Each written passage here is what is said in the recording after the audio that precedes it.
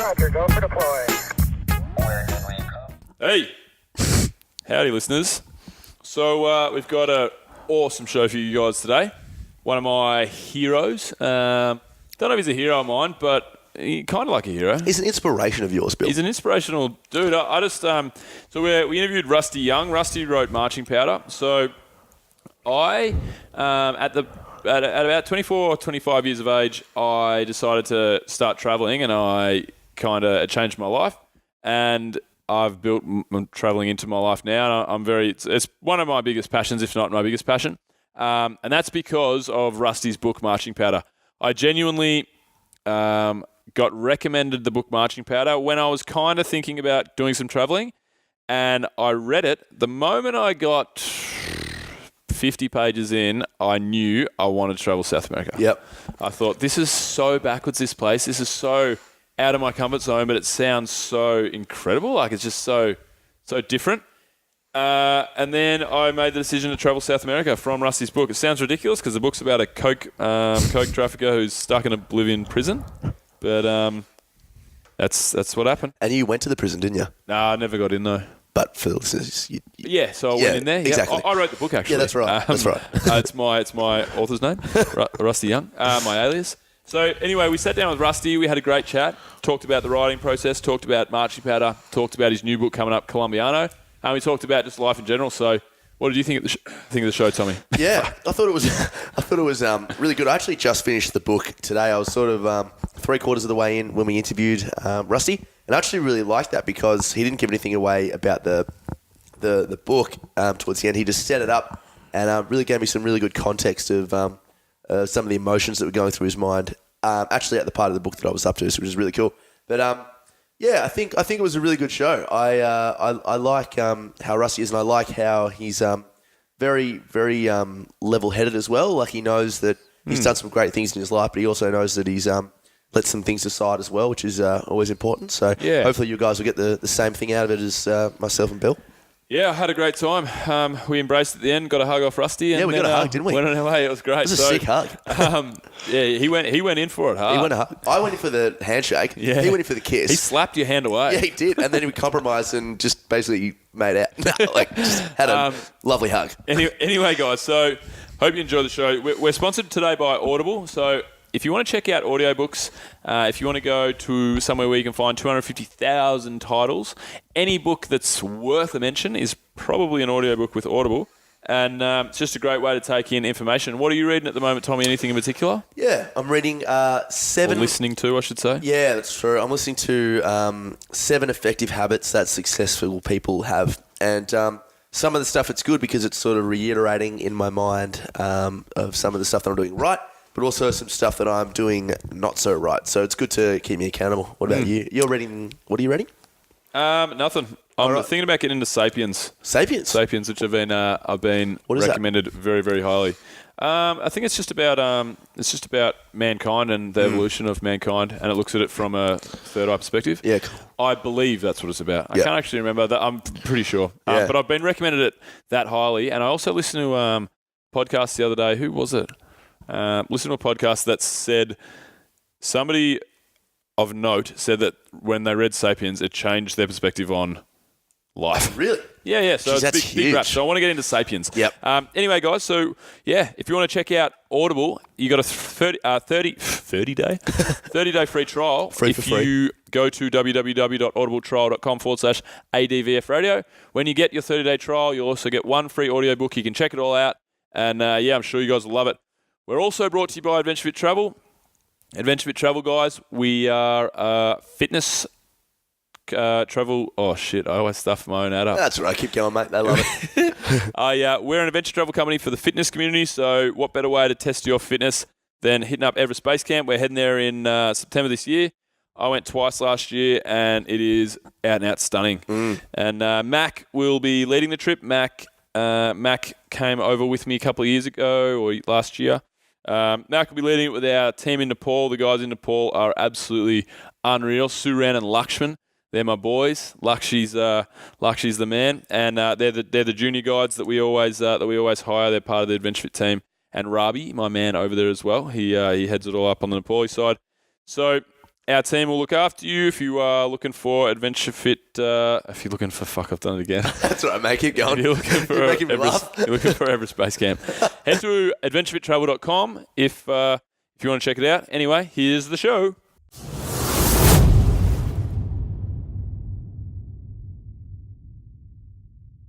Alrighty, here we are, guys. We're sitting with Rusty Young. We're actually we were scheduled to sit at Rusty's friend's house, but Rusty's mate had a bender, so we're at Rusty's mum and dad's, and we've got to keep it quiet. Shout out to Rusty's mate. They've just come back from England. This is Saturday after the Brexit, so they're sleeping in today, so we've got to keep really quiet. So, as always, before we throw it over to Rusty and introduce him, we're going to do Tommy's tribute. It's going to be a whisper tribute to Rusty Young. Alrighty, so this is my whisper / really deep and sexy voice that I'm going to parade here. This is Something in the Way He Moves. It's a tribute of a James Taylor song to my good friend Rusty Young here.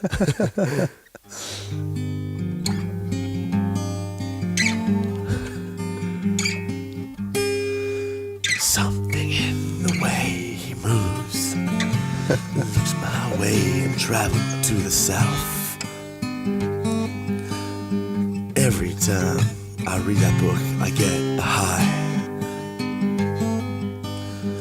If I'm feeling down and blue or troubled by my hits of coke, I really need to read the powder book. But I feel fine. I can't believe that I'm whispering. Fine anytime I read the book and I'm high. Despite what the book says, I'm still going to ram ample amounts of cocaine when I go out, because sometimes you really just need a pick-me-up. And when I'm well, I will tell you that it's a good book, because Munching Powder has been the best read I've read in the past few years, and I'm close to tears when I'm confirmed that Rusty's going to be on the show. Welcome to the show, Mr. Young. Wow, what a tribute. Thank you very much. I think that's going to go international. It's viral for sure. Was that a tribute to Rusty or a tribute to cocaine? I think that was a tribute to cocaine, and Rusty just happened to be in the song. Rusty, hey, welcome to the show. Thank you, and welcome to your listeners. Yeah, cool. So why don't you tell us a little bit about yourself, Rusty, a little bit about your background, and yeah. Sure. I grew up in Sydney. I was born in Melbourne, and Melbourne boy. Yeah. Good stuff. Just turned 41. I did university at Sydney here. Did a degree in finance and law, but really just didn't like that career path. It was basically, if you get the marks to get in, that's sort of what you did. And I sort of followed that path thinking, oh, this is a guaranteed path to whatever wealth and happiness, and I really, really, really hated it. So, yeah. But what I did love was writing, and I loved traveling as well. So every opportunity I got during university breaks, I'd always go traveling. I went to the Middle East, went through Europe. Mm-hmm. My parents took me overseas a few times when I was younger, and so that was those were my two big passions: writing and traveling, and sport as well. Obviously, I love fitness and stuff. So cool. So. Yeah, basically ever since leaving university, that's sort of what I've tried to do, is travel around the world, write, and stay happy. Mm-hmm. Amazing. So, what was it that made your mind up that you didn't want to go down the path of being a lawyer, being in the corporate world? Was there a certain thing? Yeah, there was a trigger event. I was working for a leading merchant bank, and often you do really long weeks, like 70 hours. And often on weekends as well. And so It was a Saturday night. It was my friend's party. I think I was like 23 or so. And my friends were calling me saying, "Are you coming? Are you coming to dinner?" I was like, "Yeah, I'm coming." And they're like, "No, you're not coming. You're staying here doing this prospectus." And I was like, "Really?" And then they're calling me from the nightclub, and they're all out drinking and doing whatever else, saying, "You coming?" I'm like, "Yeah, I'm coming." And I was just like, "This is not me." Saturday night, everyone else is out partying. I'm like, I don't want to spend my 20s and 30s, under fluorescent lights in an office building. You can make money, you can buy a house, you can get a really nice car, but big deal, you never get those years back. So 100%. Yep. So, at the risk of not making that same sort of level of income, I thought, what, I just want to be happy. I want to go and do the things that I am passionate about in the world. That's amazing. That's exactly, I won't go into my story, but that's exactly the same age that the same thing happened to me. I had 3 properties when I was 23, just riddled with mortgage debt, and so on and so forth. I had a really bad year. I was sick for a year, and I did the same thing. I read your book, and then I started traveling. I did 6 months through South America, and totally changed my life. Realised there's more important things. So, But like you said, we won't go into your story. yeah. But This is not about you. This is about me. This is about Rusty humor. So when did you actually start writing? When did you start? Did you journal things? Did you do short blogs? Yeah, I had a school teacher in high school when I was 12 who got us to start writing a diary. Yep. And that was probably my first sort of serious attempts at writing, was just doing a diary, and I still write a diary to this day. So I've probably got about 2 million word diary. Wow. So every now and then, now that I've been drinking for so long, I often forget what happened back in 1997. So I just go back to my diary. That's and I read back over my life. It's really interesting. So yeah, I probably started with a diary when I was 12, and probably around about 15 or so, I really started going, look, I absolutely love reading. I love writing. It's something I'd love to be able to do. And my parents were like, well, that's great, but what are you going to do for money? Because obviously, you know, being an artist of any kind, or particularly being a writer in a small country with a small market like Australia, it's really difficult to try and make a living out of it, let alone do well. And obviously, I come from my family's pretty hardworking family, and so that was they always encouraged me at least to have a plan B in place. Yeah. That was basically why I pushed myself through university, even though I hated it. Yeah, for sure. That's not a bad plan B. That's what Worst case scenario. So, is it actually, like you say, is it actually hard to make a living as a writer yourself? You have one major hit, and you have your next book coming out, which we'll talk about later. But how does it Yeah, look, how does the finances go? I've been pretty lucky. I mean, that was my first book. I wrote it when I was 25. It came out when I was 27. Yep. And yeah, I mean, that with the movie deal, selling that book around the world, but that's the exception. I think for sure. I was reading some statistics recently that the average Australian writer's income is $13,000 per year, right? Wow. So you really need to have a second career option in place. And since writing Marching Powder, I have had different jobs. I lived in South America, worked in South America. So, I think you've got to keep a balance between the income you can get from writing and also trying to look at other sources of either other sources of income or looking at ways to make your life a lot cheaper, like living. Yeah. I spent a lot of time living outside of Australia in developing nations like Asia, South America. Yep. Just wherever it's cheap to live, because obviously as a writer you can, you don't need to be in an office, you can be anywhere. So for sure. All right, before we go into, I want to ask about South America and where you lived and what your time spent over there. But let's go into Marching Powder. So how old were you when you went through South America, and then what brought on the want to actually write Tommy's story and put it into a book? Yeah, so I was traveling through South America when I was 24 years old with my then girlfriend. We were still at university. Yep. And we were traveling I went through Mexico, Bolivia, Peru, Ecuador, and we're just traveling around. And obviously I was keeping my diary and sending out, this is in the early days of the internet, or relatively early days of the internet. Mm-hmm. So I was sending out just sort of, I guess, travelogues, emails to friends, and obviously they would forward them on to their other friends. This is pre-Facebook, pre-Instagram, all that sort of pre-digital cameras even. This is the original World Wide Web. And so I was just sending out little emails, and then the one about the prison went the equivalent of viral. And in other words, like maybe it got forwarded 100 times. Which was the world record at the time. It was the world record. So I ended up it was at the end of our. Do you want to stop there because of the phone? That's cool. Because there's a phone in the background, but our listeners have heard worse than that. That's right. They've heard a lot worse than that. Okay. Unless you need to get it, of course. No, it's not my house. So we were just traveling. We'd been traveling through Bolivia for 2 months, and then everyone was just saying, look, when you get to La Paz, you really need to go and visit the prison. And I was like, why on earth would anyone want to go and visit a third world prison on their vacation? Isn't it dangerous? And they're like, no, it's not dangerous at all. The prisoners look after you. There's women and children living in there. There's cats and dogs, and there's heaps of drugs. And I'm like, this sounds really dangerous. Like, do you actually go inside? And like, yeah. So what happens is you get to the door, you take your passport. You're not allowed to take a camera. Mm-hmm. You have to hand your passport into the gate guards. They open the gate, and it shuts behind you. Clang. and then you're in this prison. It's a fully functioning prison for adult males. Yeah. But it doesn't at all seem like a prison. You walk in, there's as I said before, there's women and children, there's cats and dogs, there's Coca-Cola signs, there's everyone's colourfully dressed. None of the prisoners wear uniforms, so they're all dressed in civilian attire.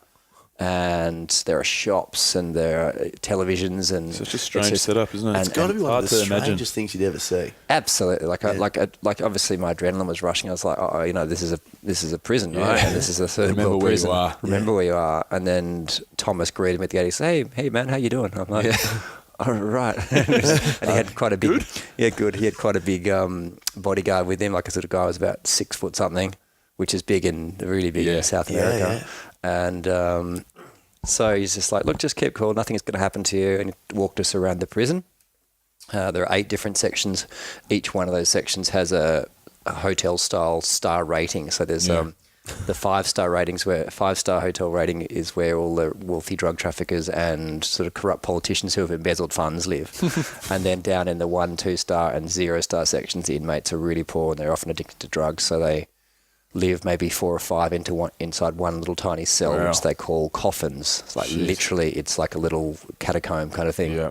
And they're all sort of lying there side by side. And did you get a tour of that area? Of everywhere? Yes, so we did the whole tour. And this was during the day, and so it was relatively peaceful during the day.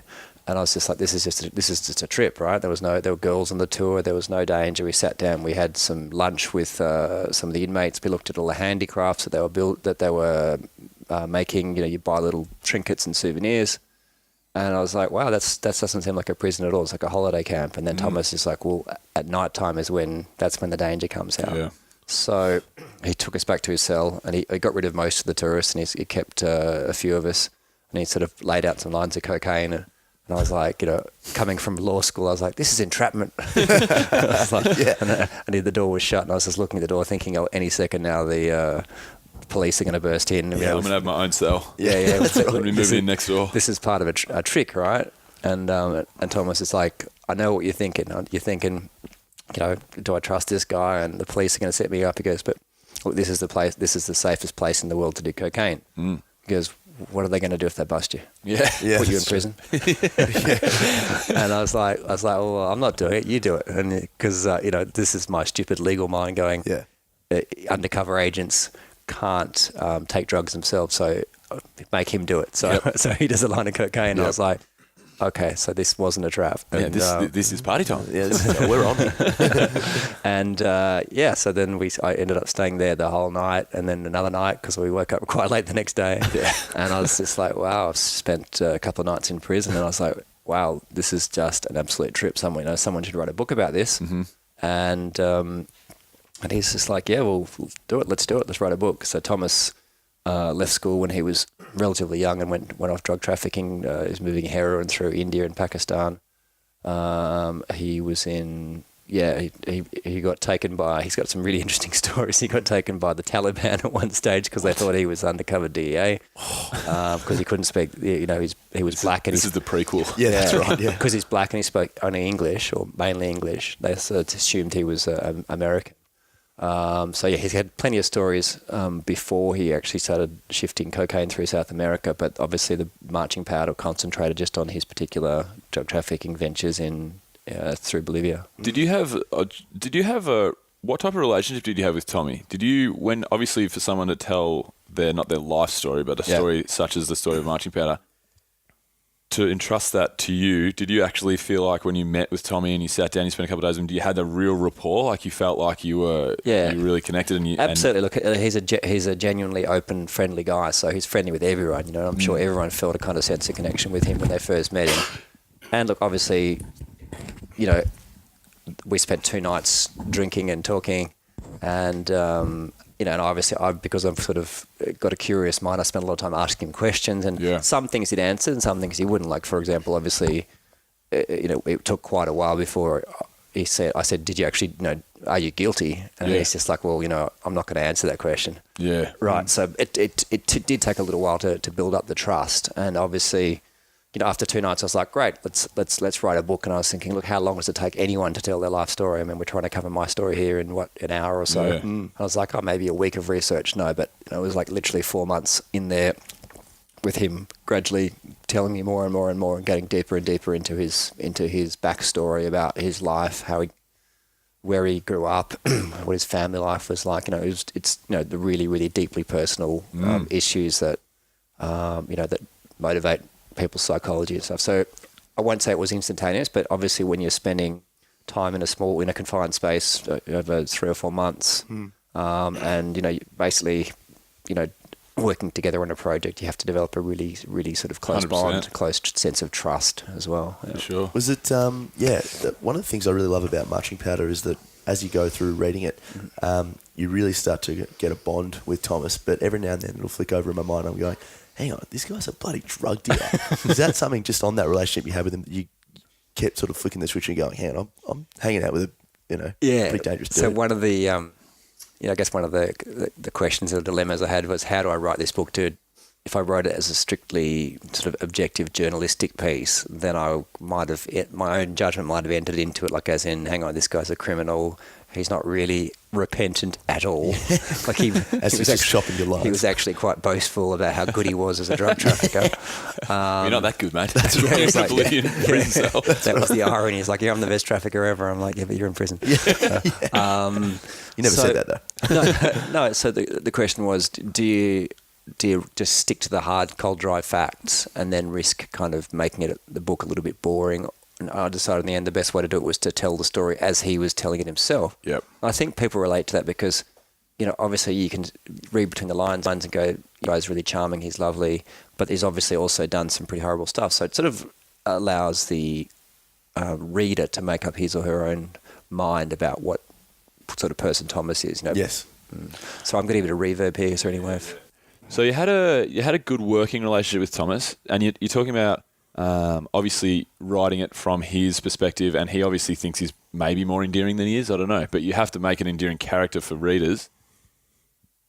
Is it a fair portrayal of him, or was there more to Tommy the much darker side? Or? No. I think it is a fair portrayal. And look, obviously, it's him telling his own story, and each of us have our own narrative about how we see ourselves. And if any one of us were to tell our own life story, obviously, we're going to cast ourselves as kind of the hero, or at least not as the bad guy. And, Johnny Depp's playing me for sure. Yeah, that's right. I should have said, what's his name? Wolverine, Hugh Jackman. Oh yeah, that's Hugh right. Jackman Yeah. He never gets it. He just thinks he does. I can see that. Yeah. So it was pretty. Yeah, but he was a good guy. Obviously, he was a good lovely guy. And we're still friends to this day. And when we speak, we actually spoke 2 days ago. Really? Yeah. And he's now had he was born in Tanzania and then grew up in the UK, but he's now back living in Africa, and he had a boy, and he named his first son Rusty. Oh, no way! That's awesome. That's amazing. Yeah, Wow. so that's quite a... Who did he name it after? That's only, the only bigger tribute I've had than that is the song from Tommy, from this Tom. Yeah, that's right. Yeah, we won't go which one was better. We obviously know. We obviously already know. Well, that's awesome. So we'll go back. We'll get back into the the writing process. So what is Tommy up to now then? So he's off the drugs. Stopped. Never went back to trafficking, which is great. Wow. He after leaving the prison in Bolivia, we moved to Colombia, which may not have been the best place for someone who was trying to get away from corruption, violence, and drugs. But we lived there together for a year. Then he went back to London for 3 or 4 years, and now he's back in Africa. And he owns a chicken farm with 2,000 chickens. Wow! And he works in an international hotel as a tourist guide of all things. So, wow! So you lived with Tommy in Colombia after the book was released, or so. The research component took 4 months inside San Pedro prison. Then at the end of it, he got out of prison, and then we needed somewhere to live. Well, basically the book wasn't written; it was just the research, all the interviews that we did on a tape recorder. And this is pre-digital, so we all had these little micro cassettes. Right. I used to smuggle the micro cassettes out of the prison into a safe house, and then come back. I had a tape recorder on the inside and one on the outside, so I didn't have to smuggle the recorder each time. Yep. And so I just take the tapes out and then play them on the outside and transcribe. But the actual writing of the book took a year to write and 6 months to edit. So during that time, Thomas is just like, well, you might have some follow-up questions, and I've got no money, and so and works for both of us. Yeah. You're my brother. You're my prison brother. So we obviously had developed a very close friendship. So we lived in Bogota for a whole year. Yeah, cool. So what's an interesting story, like a personal story about Tommy that we don't know from the book, from your travels, maybe from your time in Colombia? Oh, I might have to think about that one. Well, what was he getting up to over there, by the way, like in Colombia? If he's not obviously trafficking drugs and he's straight out of prison, how do you make ends meet in Colombia? Well, that was one of the things. I was in huge amounts of debt because I'd taken my 2 credit cards, and I kept trying to tell Thomas not to traffic drugs from inside the prison because I thought that was a big risk if he got busted and he had to stay in the prison. I couldn't ethically release the book, so I was sort of supporting both of us inside the prison using my credit cards, and then obviously we needed an income. There were teaching jobs available in Bogota at the time. There were very few foreigners travelling through Colombia, and you could earn some decent money as an English teacher there. So we went up there, and Thomas, even though he grew up in the UK, he's really got a mixture of accents, and he's not educated. So I was like, how is he going to, even though he's from the UK, how is he going to teach English? So we actually, we got to job interviews, and I would fill out the quiz, the questionnaire, like, the test, I guess, to get the job. And I would put Thomas McFadden on top of mine. He'd put Rusty Young, and Rusty Young would end up with, not great grades. And Thomas McFadden would end up getting the job. So What a classic. So he ended up as an English tutor for executives in the corporate world in Colombia. That's a classic. Cool. So what does the writing process actually look like? So you were writing it in Colombia. You're putting the actual everything together. Was it all written in Colombia? Yeah, it was all written in Colombia, and then I came back to Australia, found a publisher, and then edited it here in Australia. So, but it was written over a year in Colombia. We were living together. So basically, I would listen to the tapes, transcribe them, and then write it up into kind of a vignette or a short story, and then I would read it out to Thomas, and he'd go, "Yeah, except that you got that wrong, or you missed this bit, or I didn't tell you this." Then I'd go back and adjust it, and it was really valuable to have the subject of the book there to correct any errors or add any sort of details that were missing. Yeah, highlight the importance of some bits that'll follow on down the line. Yeah, and we used to sort of sit in the park, and he'd smoke a joint, and I don't like marijuana. It makes me a bit paranoid, but I'll just sit there in the park and read out the chapters as they were come as I was writing them. And it was also really valuable just to kind of hear your own voice reading it aloud, because then you get the kind of the rhythm, I guess, the cadence of the story as well, and the voice. So that was it. It was definitely a sort of a group effort. We did the interviews. I transcribed them, wrote them into vignettes. That's the first draft. Read them out to Thomas. He'd correct them. I'd rewrite them, and then eventually I brought them back. And sort of really, Marching Powder is just a collection of short stories, of the highlights or the highlights and lowlights of his time there. And then the challenge was then taking all these disparate stories that occurred during different parts of a 4 or 5 year period, and trying to link them together into a kind of cohesive narrative. So that was the other challenge, was because basically the way he told the stories to me were basically as a series of anecdotes. So then you got to try and impose a structure on top of that. Yeah, you got to try and get more out of him, I suppose. Put them into readable. Yeah, it's more about creating, a story arc, because you've got all these stories that occurred at. One might occur in October of the first year, the next one occurs the next June. So how do you link those two different anecdotes together? And obviously the key there was Thomas and his voice, and the fact that all these crazy, bizarre stories occurred to one man. Yeah. So what was your life like when you were in Colombia at this stage? You were telling us just earlier, you were 24 or 5 when you were writing? No, so at this stage I was 26 at this 26. Stage, yeah. So I was 25 when I was in the prison with Thomas, and then I turned 26 when I moved to Colombia. So my life was getting up in the morning, teaching English to executives at about 6 o'clock for an hour and a half till 7:30. Then I'd go back, do some writing. Then at 12 o'clock again, I'd do an hour and a half class, and then one more at 5 o'clock from 5 till 6:30. So 3 times a day I was working as an English teacher. When my Spanish improved, I got an extra job as a translator. So I would translate like newspaper articles or embassy documents at night time, and I could really get to choose my own hours then. So basically working to pay the rent and just between times writing.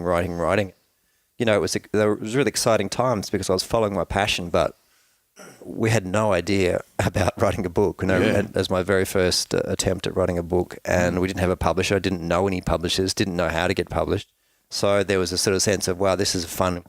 I hope this pays off. This better pay off. This better pay off. We're in debt, and I was like, you know. Did you think you're onto something though? Did you know that you're like, because you listen to some of the stories, even in anecdotes, you put the 10 best stories throughout the book on a page and you read them individually, you go, fuck it, this is amazing. Yeah, that's right. You know what I mean? Did you think, I'm really onto a winner here? Look, I did say like the very first night, that's probably the same sense of amazement as readers get on their first read through, right? So I'm like, this is amazing. This should be a book. Why hasn't someone written a book? Why hasn't someone done a movie? This is the most incredible place on planet Earth. And then obviously, you know, a year and a half later, you're really starting to doubt yourself. You've been over those same stories so many times that they lose their impact. And I'm like, by the end, I was just like, you know, why would anyone want to read this book? Why would anyone be interested in prison in South America? Why would I be the person to write it? You know, it's a real process of kind of following your passion, trying to inspire yourself to keep going, to believe in yourself, and then on the flip side, this incredible sort of levels of self-criticism and self-doubt where you're going, shit, I actually got to try and find a publisher now. How do I do that? And are people going to like this book? And, you know, I'd lost a real sense of whether or not the story was actually exciting. Right. And I said the same thing about my next book. You know, I've spent 8 years researching it in Colombia, and I think Colombia is one of the most incredible countries I've ever been to. And I was like, this is just amazing, some of these stories. And then obviously many years later, you're writing the same stories, rereading them, editing them, and you go, this is actually quite boring. I feel like we're in the exact same scenario right now. Except whenever I write a tribute, I'm like, oh, no. So was it hard to stay motivated because were you living the life of a 26-year-old in Colombia? You know what I mean? Were you taking drugs over there? Was the doubt through a little bit of a I was being as responsible as possible. I was waking up, you know, I had to get up at 5:30 to get to a 6 o'clock class, and you couldn't be hungover you can't turn up in a one-on-one class stinking of whiskey, right? You're sitting there with a student who's paying good money to learn a language, you know. Yep. How many days a week were those classes? Yeah, so Monday to Friday, as many classes as I could get. So you're living a full 100% hardworking life. Yeah, I was Monday to Friday. Colombia is a really exciting country. There were very few foreigners there. There's lots of parties. The women are really beautiful. Most beautiful women in the world. And Colombian people in general are really, really friendly, hospitable, and they were so excited to sort of see foreigners there. So we had, you know, I was working really, really flat out. I'd go to the gym as well, try and get out of town, just sort of get a mental break as often as possible. Definitely. But obviously really cheaply getting, you know, public buses, which was sometimes dangerous because there's like 8 kidnaps per day. Yeah. So yeah, it was just it was an exciting time. We really didn't have much money. Going back to your question before about stories about Thomas, since when we were living together, there were 3 of us in this shared flat. And it was pretty tight. Like each one of us had our own little shelf on the refrigerator, right? And we'd do common shopping and stuff. And there was a few times when the toilet paper run out. And I was like, well, you know, I got the last roll, and we're talking 50 cents. Yeah, that's right. I was like, I got roll at a time. I got the last 2 or 3 rolls. It's your turn. Yeah. I was like, no, I got the last roll. And then eventually, basically, we stopped buying toilet paper. we stopped buying. Going out the window. Well, no, we would just.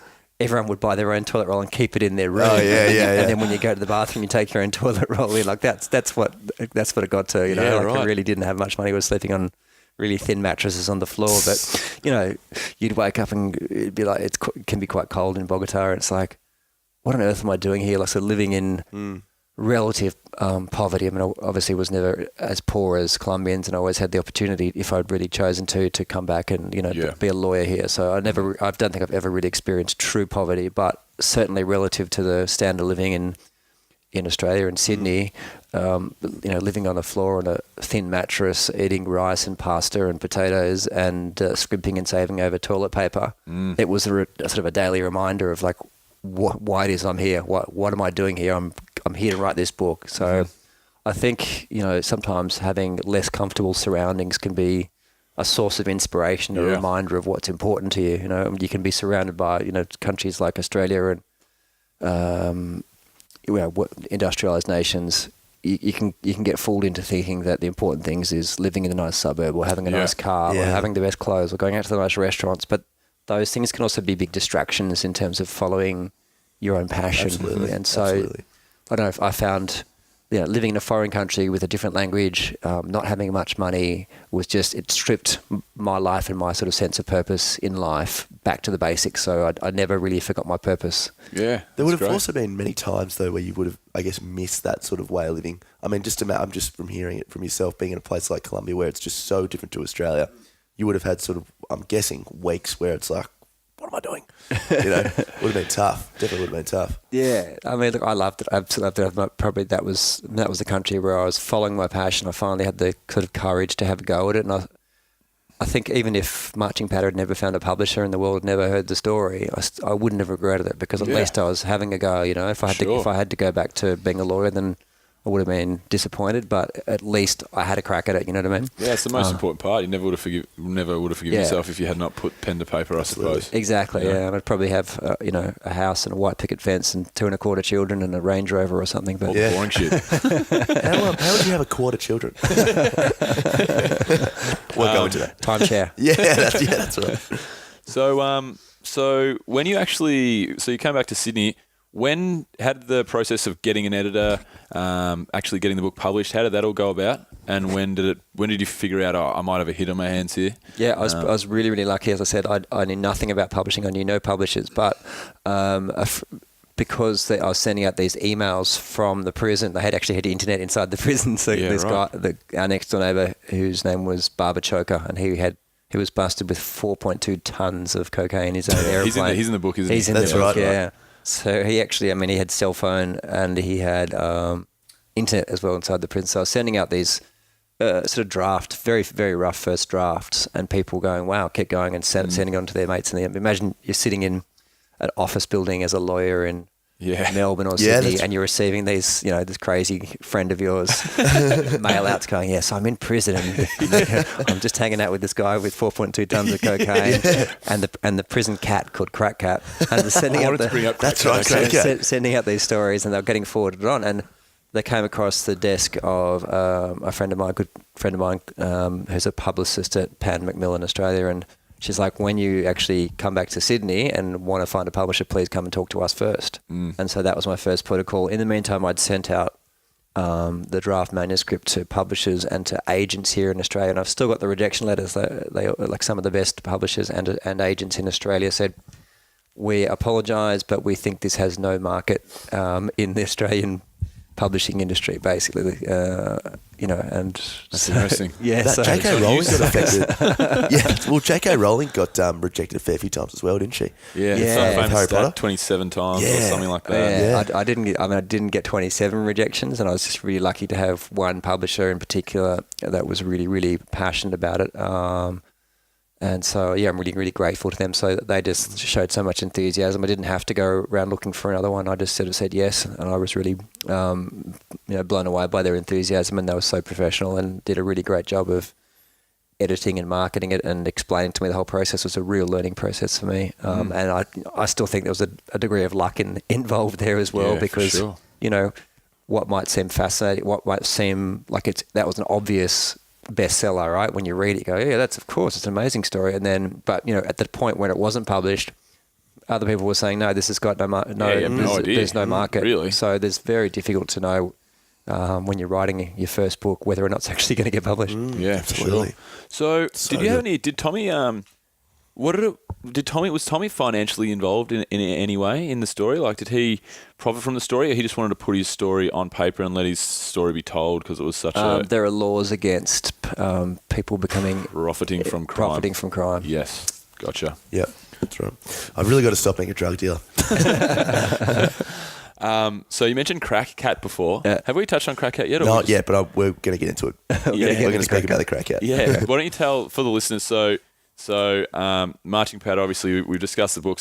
There's some amazing characters throughout the book. Absolutely. One of the characters that you come across is a cat that's somewhat addicted to crack cocaine. Which is actually preluded. You know, the coolest thing that I like about the story, which is a really sort of off-remark little piece of information, is that when we were talking about at the start when he's walking through the airport terminals, and it goes into that little tangent about how they get all the dogs over there addicted to cocaine, so they're super keen to find cocaine. This is true. That's amazing. I never knew that. Yeah. Never knew that. Yeah. But is Crack Cat, like, why don't you tell the story about when your first meeting with Crack Cat? And is that one of the weirdest things that you saw in the prison, or is there more that you could...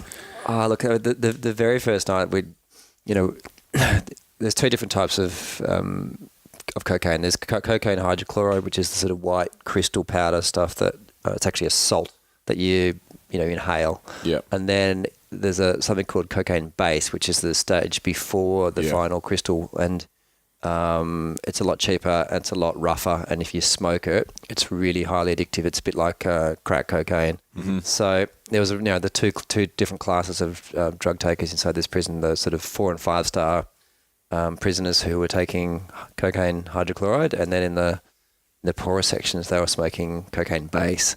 And it's pretty scary seeing people on cocaine base. They really basically get really, really high. They get really agitated. There's one guy that we saw who he would smoke some, and he'd become so instantly agitated that he'd then pull out a knife and slash himself across the stomach in order to sort of jolt himself out of the agitation, and so basically give himself an adrenaline rush. So that was pretty freakish. Wow. And then we went to this other guy's room. So sort of part of the tour was Thomas like, do you want to see the base smokers? And at first it sounds like, I want to see people smoke. I've never seen people smoking cocaine, never seen. And he's like, do you want to see? It's kind of like something you think you want to see, and then when you actually see it, it's really horrific. Like that's for sure. I would never ever touch that particular drug. It's just it's scary. And because in the poor sections they have really small cells with no ventilation. And you're allowed pets. There's one guy who had a cat, and he lived with his cat in this tiny cell, but it had no windows, right? So it's just this concrete, tiny concrete room. And obviously, he was smoking base. The cat's in the room the whole time. Then I'm talking, this guy's smoking crack 24 hours. Yeah. And so you imagine the whole room is just permeated with this toxic smoke. When I was in there, I was like, actually, can we leave the door open because I don't want to get high from the smoke. No way. So this poor cat was obviously, it became passively, from passive smoking, became passively addicted What a to... fucking unlucky, what a shit roll of dice, for that. Well, when he's on it, he'd be the luckiest cat in the world. The cat was, it was pretty grumpy when it wasn't high, and then basically the guy would light up his little pipe and breathe it in. The cat would sort of pick its ears up and start climbing up his chest, and then as the guy breathed out the smoke, he'd blow it at the cat, and the cat would just breathe it in, sneeze, and then it would just start purring. That's so Having cool. the time of its life. Yeah. So I love it. What about when you were writing the book, were you staying on the outside and you were coming in during the day, like you said? You weren't staying there for 3 months, or you were staying there? So I stayed inside the prison in Thomas's room for 3 months, and then after 3 months I got arrested. And then thereafter, I could only go in as a visitor just during the day. So as I said before, the 4 months I was there doing the research was mainly about recording the interviews on these microcassettes and then doing a few really rough drafts to send out to via email. Yep. And then the actual writing I did in Colombia over a year. Yeah. So did it get pretty saddening for you day to day coming in? I mean, it sounds like you talk about the prison. You write about the prison, how it's so different, and it's a very family environment. There's obviously it's a male prison, but there's females everywhere because they're living with the inmates. There's children running around. There's greenery. There's trees. There's restaurants, so on and so forth. But did it ever get kind of depressing for the fact that these kids are spending their time with dangerous criminals, and the stories that you actually hear and you start to unravel? Did it start to be like, definitely not. My perception changed over time. Obviously for the first week or so, I was like, wow, this is exciting. I'm in a prison that everyone's doing drugs. There's, how many other people have done this during their lifetimes, left a career in law and left all that behind and come and done something crazy like living in a prison voluntarily. So that was the first week. And then very quickly, boredom in particular set in, we had free movement. There was no lockdown or anything. But, I had a copy of the key to Thomas's cell, so I could just move around the prison as I chose. But yeah, you pretty quickly realise that even though it's a very liberal prison model, it's still a prison. You're still stuck in there, and the inmates basically, I think their main problem is boredom. And unfortunately, when people get bored, they start looking for excitement, and they often turn to drugs. Yeah. And that violence? was. Yeah, not so much. Not so much. I mean, violence was there when people owed money for drug debts, or there were a few little prison gangs and stuff, because basically you have to make your own money inside the prison. The state doesn't pay for anything. You have to pay for your own clothes. Yeah.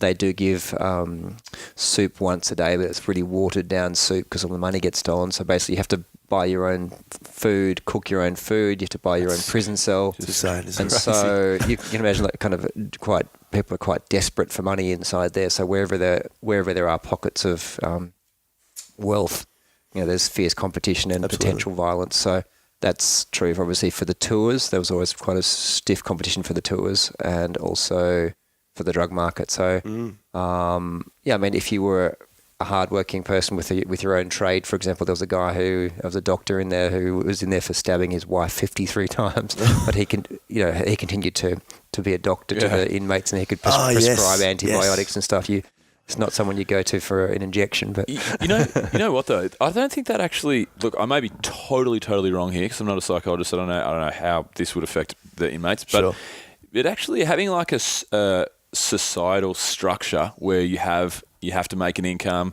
you have to buy real estate, you have can't be detrimental. Is that what you're saying? Yeah, it's probably not a bad thing, because you know how so many inmates in prisons that don't work like San Pedro, they come out and they have no grasp on reality and social structure and so forth. So even though it's so weird and so wacky and so strange, who knows? It might for the people actually trying to this was the argument. This was the argument that this is the argument the government was making, that it was, essentially their aim was to not break prisoners' bonds with society. So basically the prison was in the middle of the major city there, La Paz. It allowed family members to come in, to stay the night.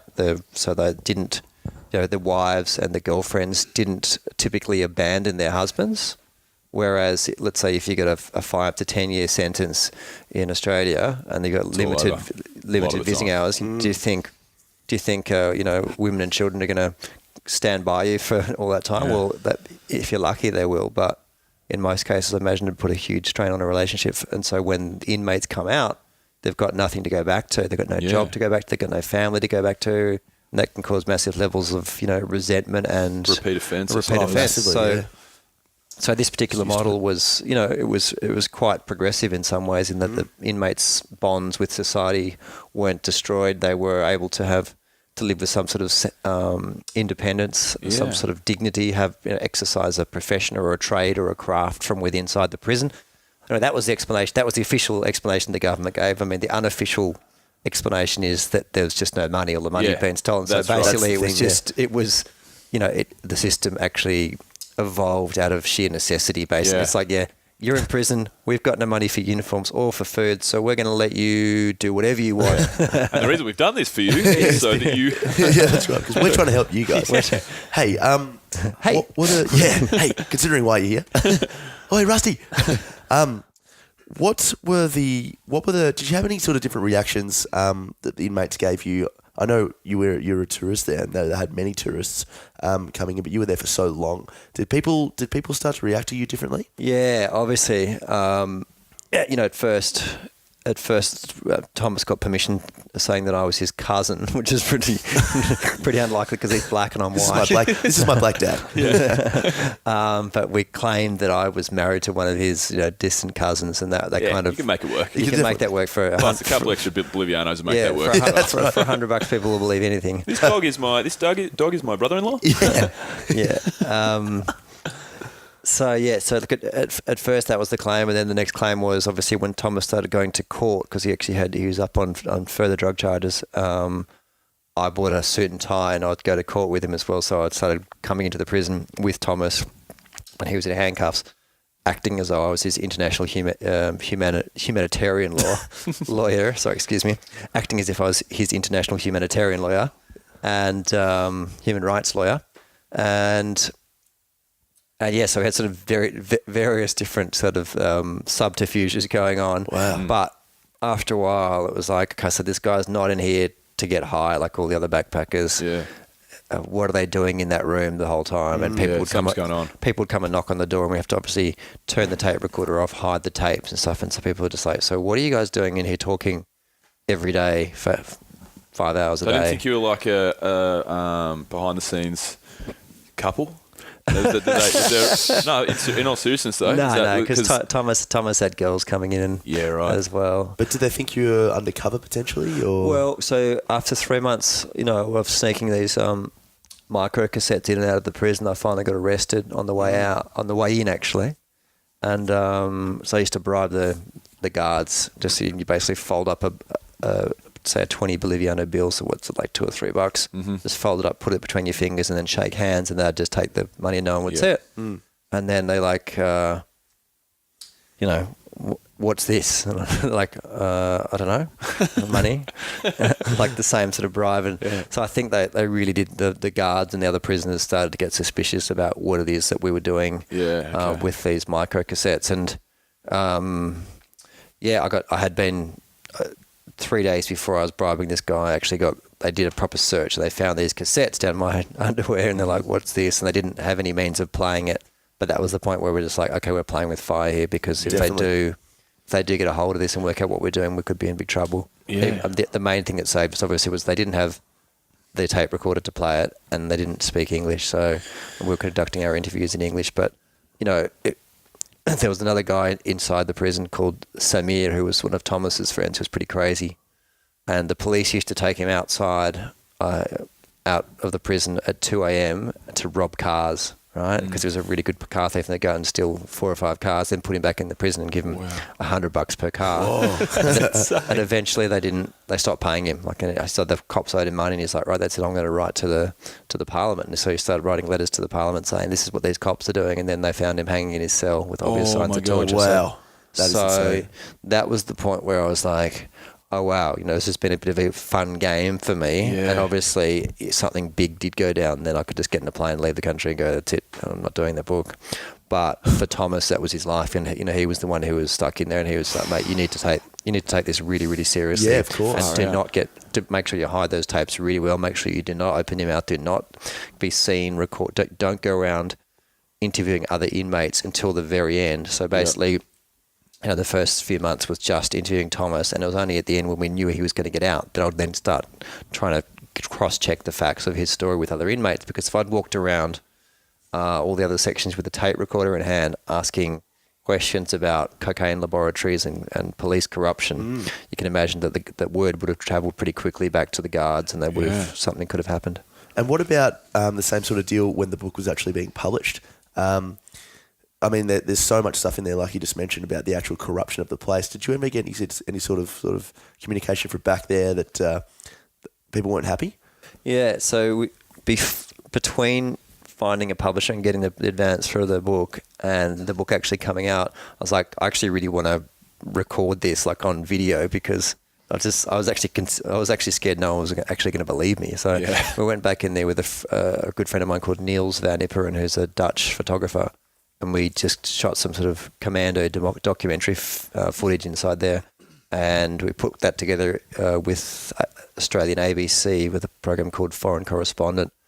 And basically sort of, I guess, documented and proved pretty much all the claims I made in the book. Shit. And You're obviously, a real gangster. Yeah, I was going to say, yeah. Obviously, no way you're doing this shit. Bolivia. So when we were in Bolivia, we tricked our way into the prison. We had to bribe the guards to get the cameras inside. And then as we were filming, the police came to our hotel and said, hand over the tapes. We know what you're doing. And we had to just leave the country. So basically you had to sort of pretty much go, yeah, we'll hand the tapes over. We'll make you some copies. Come back tomorrow and we'll give you the tapes. And then, of course, as a journalist, you can't reveal your sources, or you can't give your sources away. You lose all credibility and you can put them in danger. So 100%. we just skedaddled straight to the airport, and that was a pretty scary moment. Wow. And look, the government's insane. always denied all these claims about having to buy prison cells, about the tours and so on. But ever since then, there's been, particularly with the internet now, there's lots of virtual tours you can do on YouTube of particularly Australians going over there and doing drugs in the prison, going on the tour and just posting it on YouTube. And so, the government's always said this is all that book's a lie. It's not true. And then despite irrefutable evidence, there's pretty irrefutable evidence out there. Bolivia, it's Bolivia. That's right. The Bolivian government just do what they want, and who's gonna crack down on them? It's the Bolivian government that runs the prison stuff. The prison. The surprising thing for me was that the local press hadn't really done a big expose on it ever. And obviously, when this book came out, then they became more interested in it. And one Saturday night, I think it was about 7:30 at night, they set up a sort of false raid, and they set up the news channel set up a camera just outside the side entrance, and then they called a raid through the main entrance. Then they filmed 70 tourists running out at 9:30 on a Saturday night, running out high on cocaine. And they're like, okay, so what were all these 70 tourists doing inside the prison on a Saturday night? Like, were they just visiting? Really? Well, that's they're all family and friends. I think now.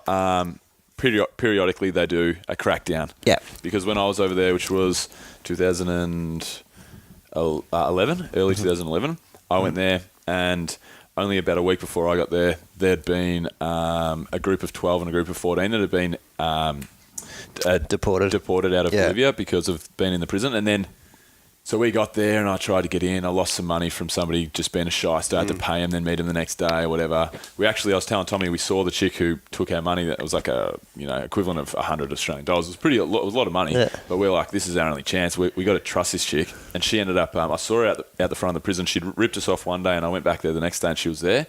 And I said, hey, you owe me some money. And then she said something really snappy to me in Spanish with a real mean look on her face. And then I looked around. This was in the park out the front of the prison. And I looked around and I could see all these big, heavy-looking Bolivian dudes.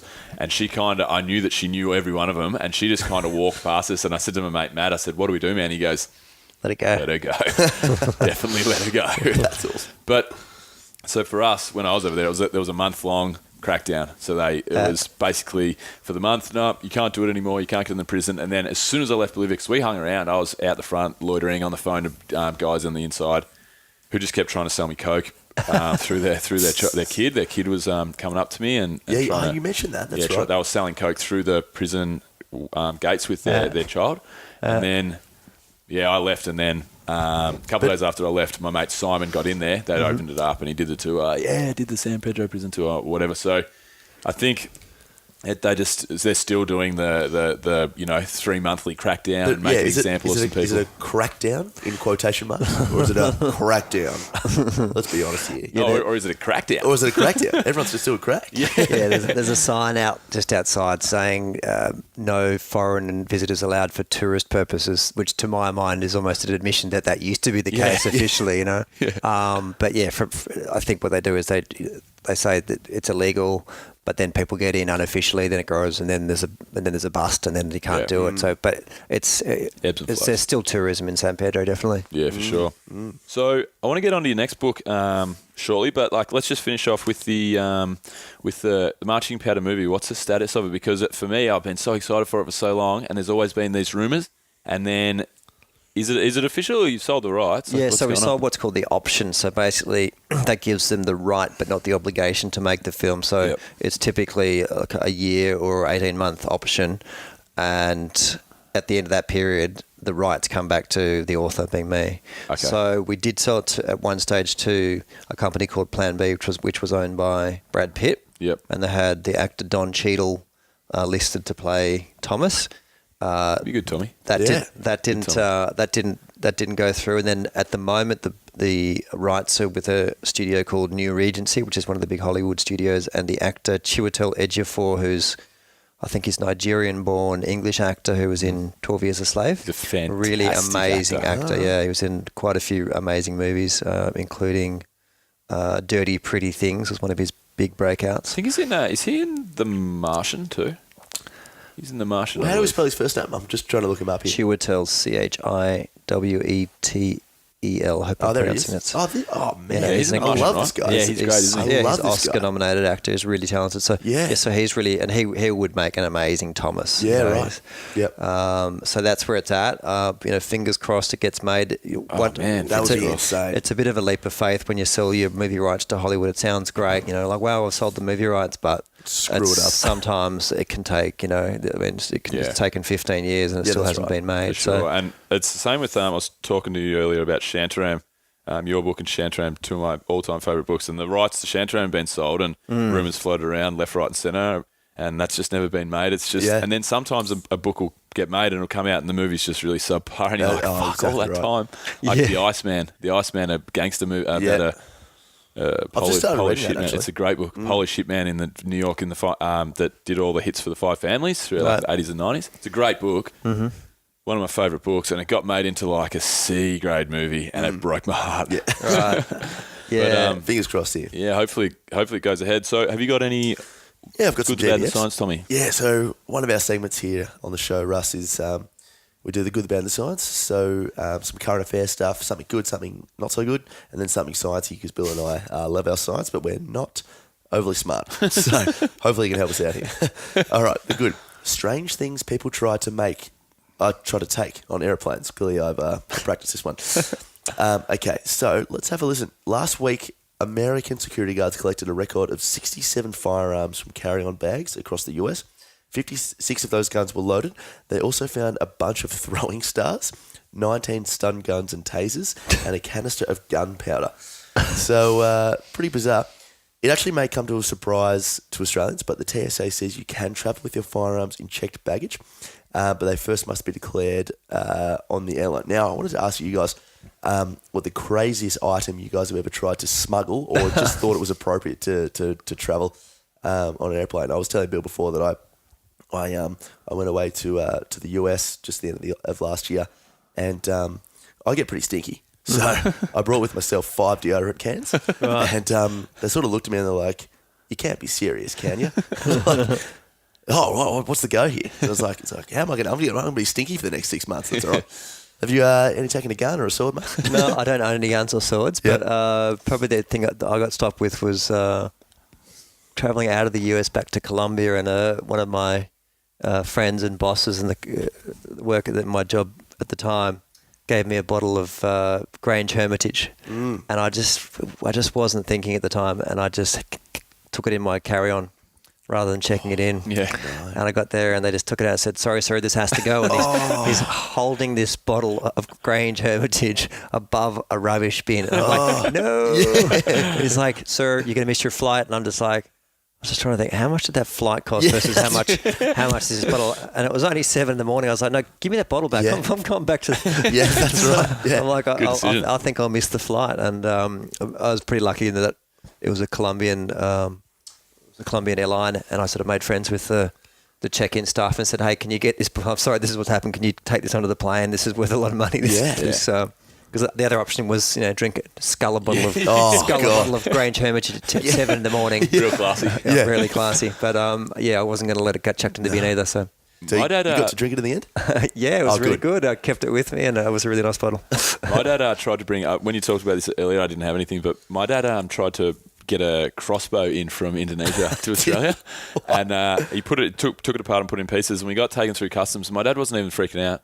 They opened up his bag and they said, "What's this, sir?" And he goes, "Oh no, it's just a crossbow. It's just for ornamental sake." Yeah. And they looked at him and said, "Sir, this is a deadly weapon." Yeah, that's right. You haven't declared it. And Dad was like, "Oh," and then so we just got rifled through absolutely everything through customs. Pretty stupid stupid move. So what did he actually want? He just wanted for an ornament. Yeah, just hanging on the wall. Okay, I like that. What do you got? Alrighty. The man who cut off his ears to look like a parrot. A man who had his face and eyeballs tattooed to look like his pet parrots has gone a step further by cutting off his ears.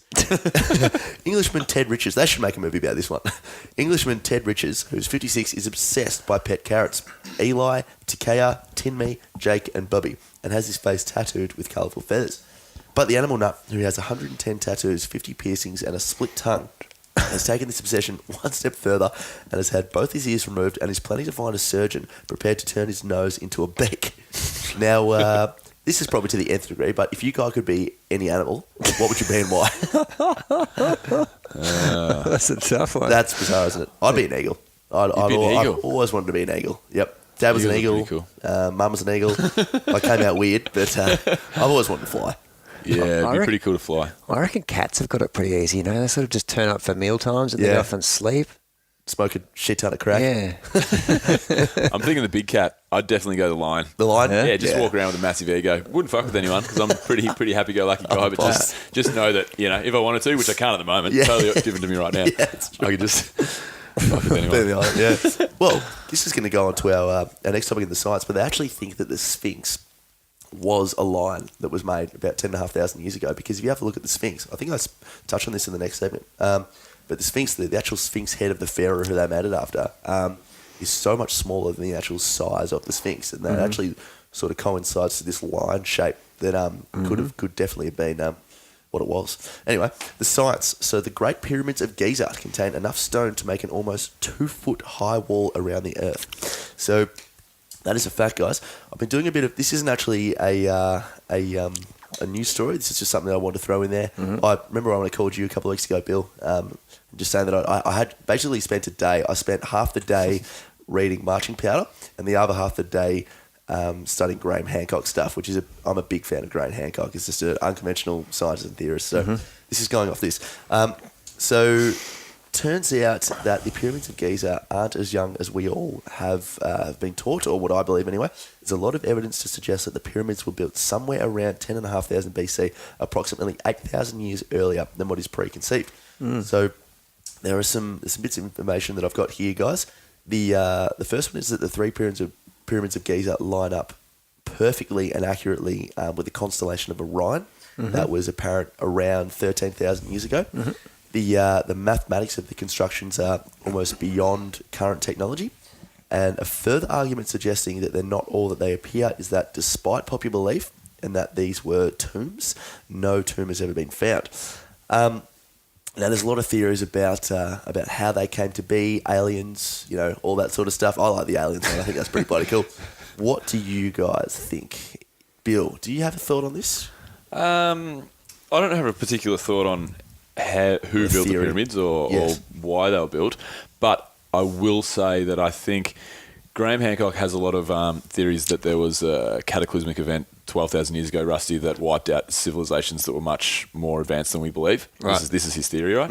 And I think that the fact that the pyramids were built to such an extent at the time that they were built, whether it was 4,000 years ago, whether it was 12,000 years ago, I think whoever built the pyramids were a lot more further advanced than we probably give them credit for. Amazing astronomers and mathematicians. Yeah, and isn't there that stat that if the pyramids are half an inch out on block at the base of the pyramid, then the pyramids are never going to get built. They're built with such precision. 52 degrees around the base, and they had a perfect understanding of pi as well. All this sort of stuff. It's amazing. I have an understanding of pi, but I don't think it's the same one. Yeah, I've been to those pyramids, so I still think that there are.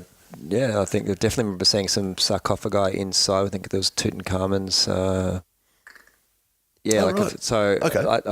still believe the traditional traditional theories behind behind the pyramids, that they actually were used as tombs. You've actually been inside the pyramids and you see the burial rooms and so on. That's a fair, good bit of evidence. That's pretty good. But one thing that we're just going off news articles on the web.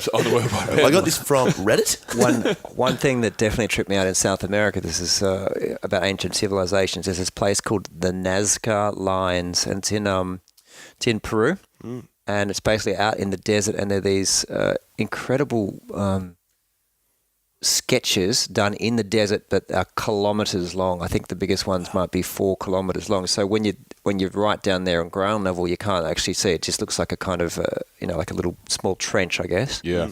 But if you get up in the air, you can see these animals. Like there's a hummingbird. There's all these sort of strange, just strange geometrical shapes. Yeah.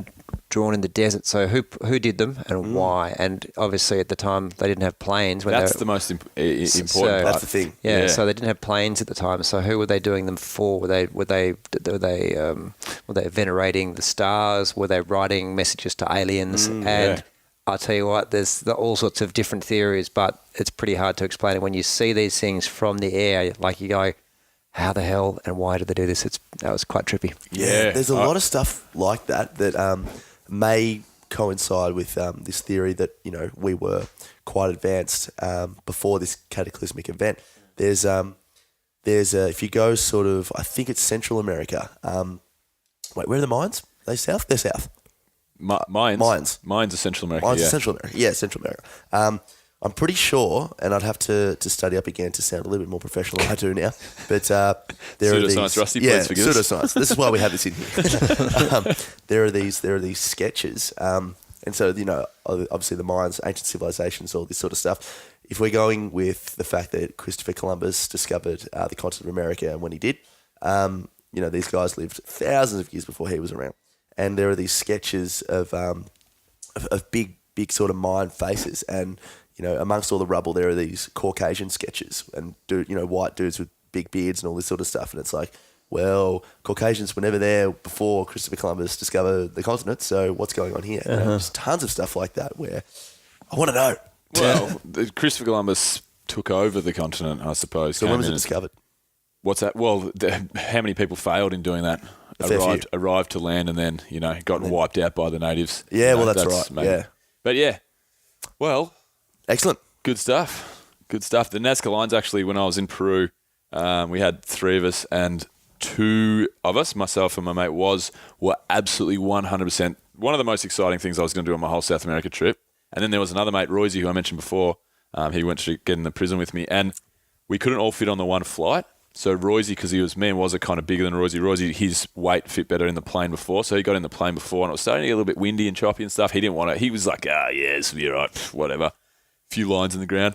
Anyway, he went and did the flight. He came back and he was like, oh my God, that was amazing. Yeah. Me and Waz check ourselves in, walk over to the flight. We sit in the plane, and then I hear,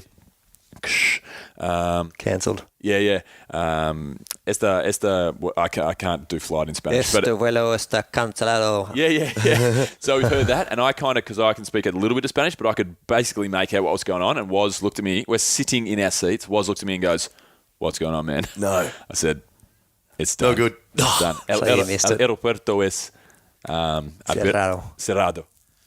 Yeah, the airport is closed. That is correct. Shattered. That is correct, by the way. I was. That is how you say it. Cheers, mate. So, Rusty, your next book's Colombiano. Firstly, when you moved to write the book to Colombia, why did you choose Colombia above other nations? Basically, I bribed Thomas out of prison at the end of Marching Powder. The judges kept his passport so that he basically couldn't leave the continent. Mm-hmm. So we needed to go somewhere that wasn't Bolivia, because we had to sort of skedaddle out of Bolivia, and we needed to go somewhere we could work. And I had heard that there was work available as an English teacher in Bogota, so that was where we went to. Okay. So it's basically economic necessity, and ended up going there and absolutely loving the place. Yeah. Just my favourite country in the world apart from Australia. Oh, it's an amazing country. I didn't get to Bogota. I went to Medellin and Cartagena, but Medellin's top notch. I love that place. But all right. Well, let's talk about your next book, Colombiano. Give us, obviously, you've given us a copy, but we haven't. Obviously, we received it today, so we haven't had a chance to read it.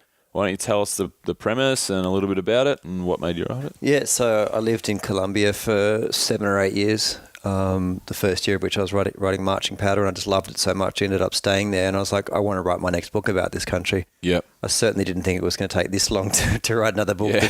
The first one took 1 year to write, and 6 months to edit. This one's taken about 8 years. Yes. But 8 times better book? we don't know. The jury's in the Bible. The jury's not in yet.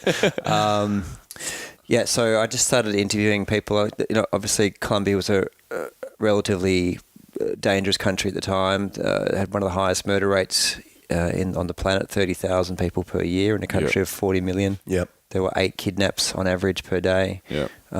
3 million internally displaced people, and the largest standing insurgency army in the Western Hemisphere. So the FARC communist guerrilla had, I believe, between 17 and 20,000 troops.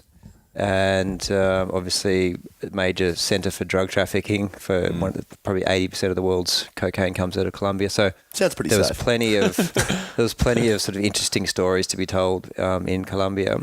And so I started interviewing just people about trying to understand what the war was about, what had started it.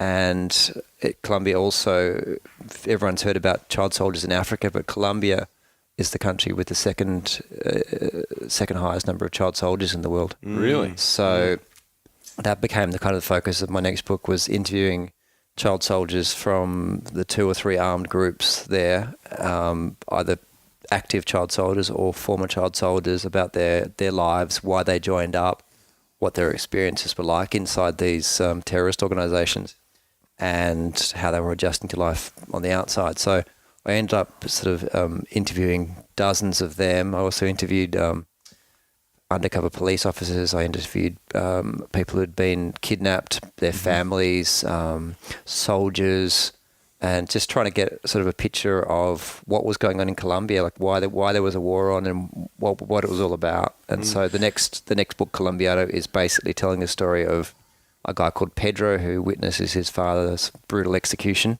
and then he goes off and joins a terrorist organisation in order to get revenge against his father's killers and track them down one by one.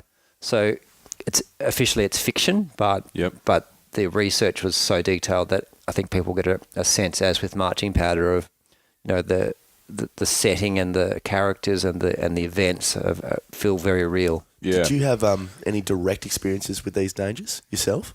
Look, obviously going out into the field to interview people, going into war zones and stuff, can be pretty dangerous. Absolutely. I was pretty lucky to have just missed a bomb went off in the street in Bogota. I was about 15 metres away. It wasn't a big bomb, but it perforated my eardrums and stuff. So wow, 15 metres away from any bomb's going to scare the pants out. Yeah. Like I was in shock, and eardrums got blown and stuff. So there were bombs going off all the time. And people getting killed, people getting kidnapped, and so dangers.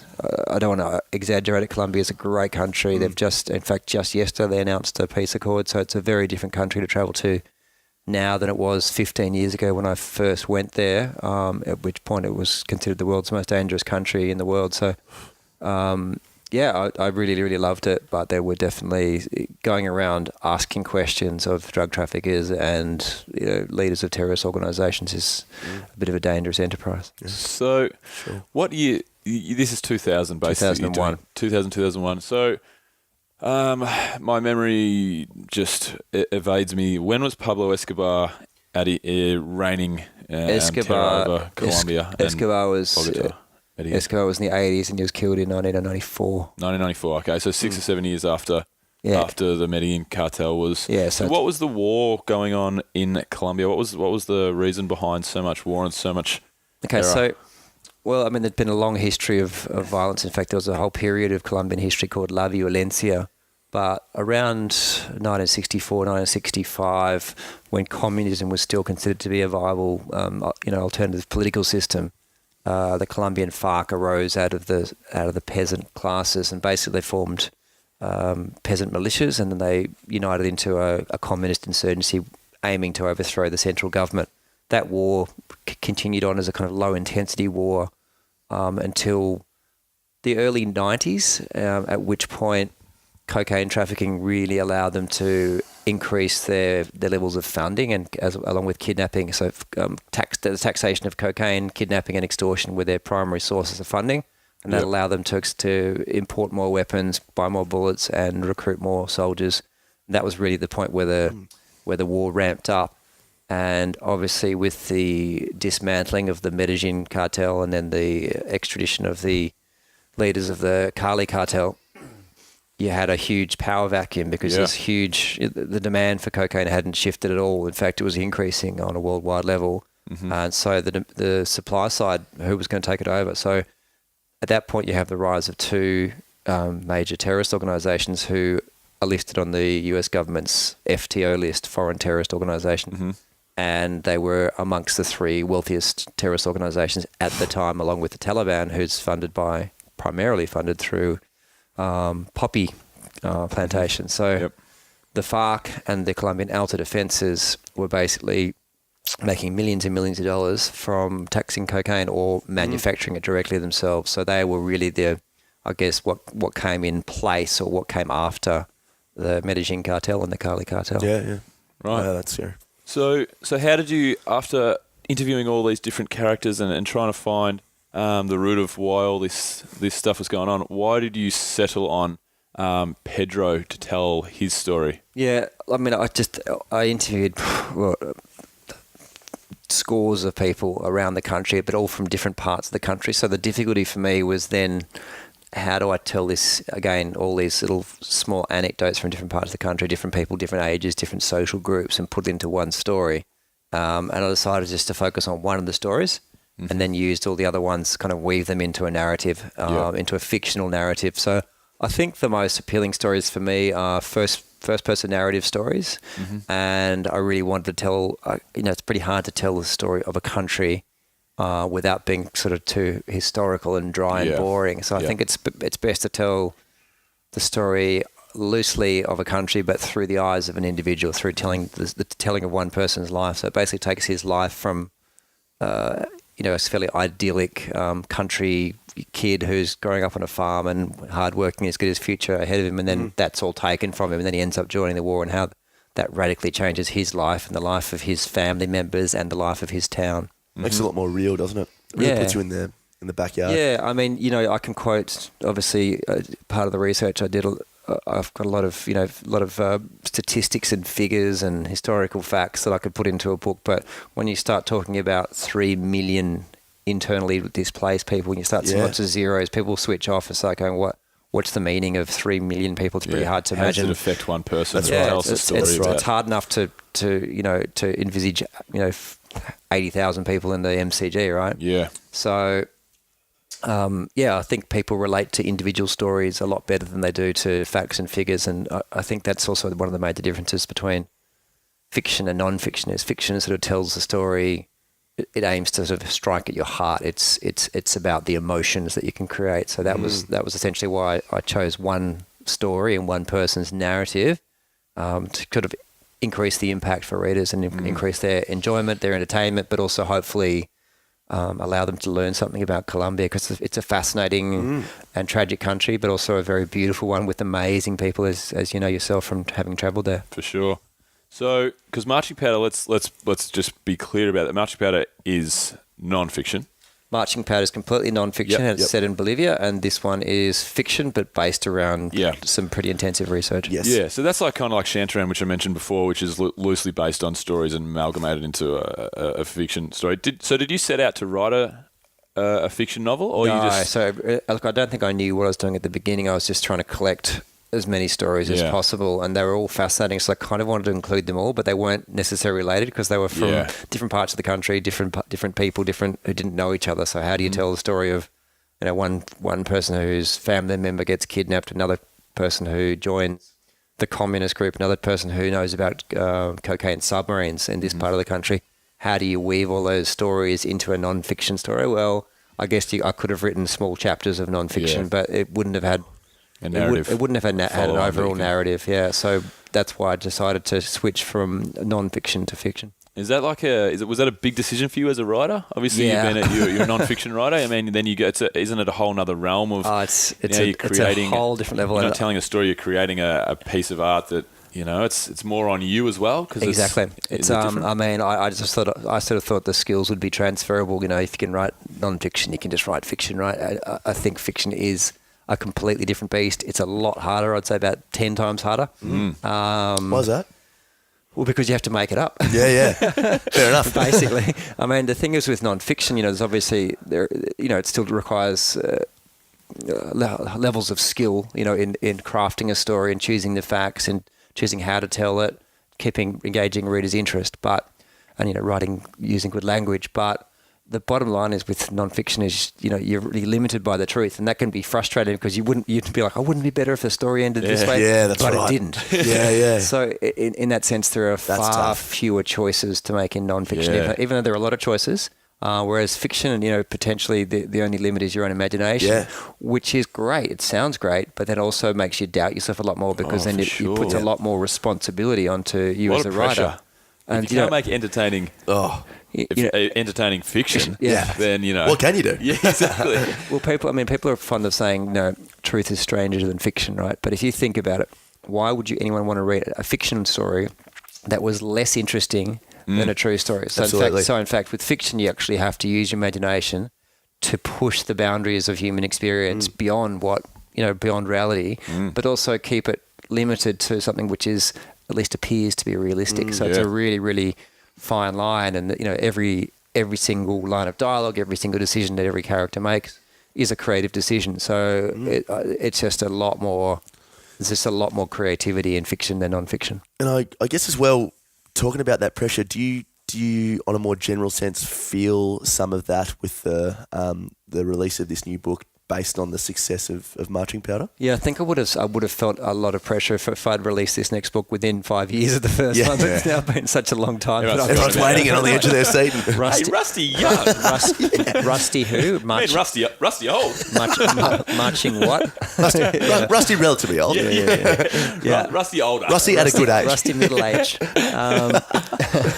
Yeah, so look, the main pressure I feel is obviously, having put my heart and soul and passion into this for the best part of a decade, and also just on a personal level, I'm very, I'm a very driven person. So I guess I'm competing against myself to see whether I could do this, and I won't know because I've now lost perspective. I've been working on this book for so long that I don't know whether it's good, and I don't know whether it could just fall flat or people might love it like they like the first one. Oh, we'll tell you next week, mate. Yeah, we will. We definitely will. So you're on track for October, you said, to release. It looks like it might get pushed back till the following year because I've just missed my deadline. So yes. Okay. Cool. So early next year, people can expect Colombiano? March 2017 at the latest. Okay, cool. Yep. And then what happens after you? I mean, obviously this is only your second book, so you don't have a huge database to go off. But like after you write a book, especially after Colombiano, you've spent how many years? Do you have to? Because I know that you plan to write more books, correct? Yes. But will you need to have, as a writer, do you need a mental, do you need a deload for 2 years or 3 years to just relax or how's it work? I mean, I've been working for 8 years on this one pretty much full time, and apart from anything, I'm out of money, right? So this had better do well. If you have any money, just send it through to Adventure Radio and we'll pass it on. We're sitting on a mattress on the floor in my parents' house. This is art. This is a struggling artist. So look, I would ideally love to, take a break and go back to what I love doing, which is traveling and writing and doing it for myself. Because there's a point where, it's a perfect life where you can make money and your profession is what your passion is. Like, so I love writing, but there is also a point where it becomes a job, it becomes a chore, and it becomes, not enjoyable because it's just getting up and doing something every day as an exercise in discipline. So I would love to just take a big break from writing and go travelling again if I can afford to do so. What about, have you ever thought of, obviously you're a very skilled writer and people know you. Have you ever thought about just travel blogging or writing for certain companies? Surely there'd be offers on the table there if you wanted to go through certain I guess I'll have to see how, my ideal is just to write my own stories as I, to do what I want to do. And if I can afford to do that, then hopefully I won't have to go out and try and find work, prostitute myself to a blog site. Intrepid Travel. But if I... You can write for us. I saw you looking for the t-shirt. You can write for Adventure Travel. We're Adventure Travel, yeah, there we go. That blog gets read by 30 people yearly. So if the option is there if I get a following with this next book, then I write another novel, and if not, then I've got to find other ways to survive. And have you got so with this travel, will that try and be the basis of your next novel, or have you got ideas of where you're going to go next, or where you're going to go next with your writing, or? Look, I've still got so much material on the Colombian one that if people are interested in the Colombian book, I've only told one side of the story. For sure. I could easily write another novel or two about Colombia, cool. but who knows? If I go traveling, I might get inspired and want to write about Nepal or China or Russia or there's so many stories out there, and you just got to go out and find them. So that's awesome. So where's the next part of your world you want to go to? I've been spending a lot of time in the Philippines recently, so I love, my big passion is kiteboarding, so I'll just take my kiteboard everywhere, and that's basically where I've been choosing where to live based upon the wind. Yeah, cool. Where do you get to on the Philippines? So there's an island called Boracay. We're going there in November. How's that? Here we go, guys. We've just announced Rusty Young is kiteboarding instructor on the Adventure Travel November Philippines trip. Yeah, so I probably spent 4 months a year in Philippines, in Boracay every year. And before that I was in a place called Montenegro in the Balkans, and Croatia, did some kiteboarding there. South of Spain, Tarifa. Okay. Just basically wherever there's wind, I'll just take my kiteboard and set up, rent a place and write. That's cool. Excellent. And are you pretty happy? I mean, for me, like I said very early on when I started telling the Bill Kerr story, for me, traveling totally 100% changed my life. Do you look back and think like how lucky you are that? I mean, we're talking about you're a writer that's we're at your mum and dad's house making jokes about that and stuff. But at the end of the day, for me, 100%. At the end of your life, you don't end up with all the money. You want to end up with all the stories. Yeah. That's the person that's the richer person. So you feel like you're lucky that you're able to? Because so many people that don't have the chance, they don't have that light bulb moment where they make this decision to see the world and travel the world and have these experiences. Yeah, I think my answer would be different now as opposed to 6 months, as opposed to 6 months henceforth. This time last year when I'd been working on this book for 7 years, I showed it to the publisher and I said, look, this is unpublishable. We can't release this. And I was like, I've just spent 7 years of my life passionately dedicated to, one work of art that I thought was really good. It was that I was put my heart and soul into it. And I was just going, oh, I got it wrong. As in I've made a mistake about how to live 7 years of my life. Far out. And then obviously now I've found a publisher and it's going to come out shortly. And right now, I see a lot of my friends married and happy and got a lot more stable life than I do. So I guess it's inevitable that you're going to compare yourself with other people, right? So if whenever I'm back in Australia, I go, oh shit, it's so expensive to live here. I can't really afford to live here. Yeah. If I had stayed here, I'd be making a lot more money, or maybe lawyers make some money. Lawyers make some money, yeah. I'll make some money, but then when I'm overseas and I'm exploring new countries, learning new languages, following my passion, doing my writing, doing my kiteboarding, mountain biking, adventuring, I'm like, there's nothing I wouldn't change this for the world. So I think 100%. I think a lot of it's about how you're feeling about yourself at the time and whether you made the right decisions. And a year from now, when this book's off my plate, I think I'll go, pat in the back. But right now, I'm still feeling a little bit like I'm not sure whether I've made the right life choices. It's a tough path to follow to be an artist. For sure. Absolutely. And Absolutely.